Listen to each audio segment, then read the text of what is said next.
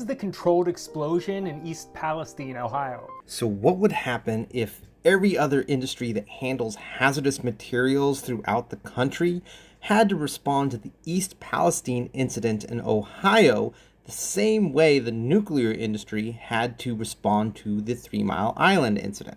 After the 3 Mile Island accident, the NRC and the EPA did a joint analysis on the hazard that nuclear plants presented to the public. They used this analysis to require nuclear plants to have an off-site response.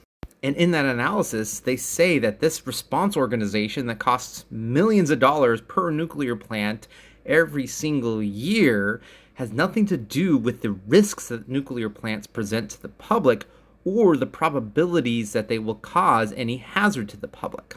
It is based purely on public perception and prudence. Right off the bat, you wouldn't even be able to transport any of this materials.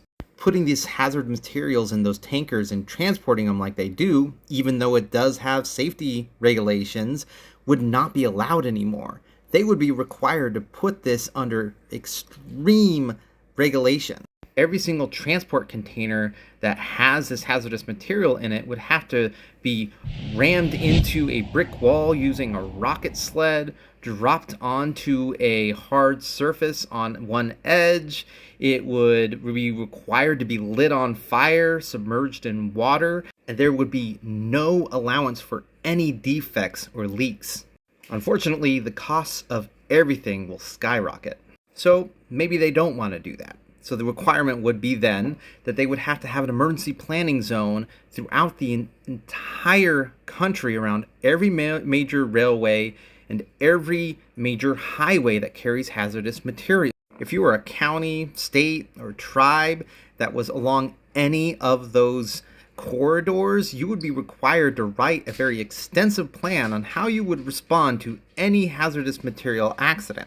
And every other year, you would be required to test that plan in front of FEMA. And if you fail that test, that transportation corridor could be shut down. Not only would this apply to transportation, this would apply to any chemical factory or oil refinery that could potentially have an accident. And these other industries have higher risks than nuclear plants. Like I mentioned in my last video, the nuclear industry funds emergency response throughout the country. It's time that we put those that actually have higher risks in charge of footing the bill.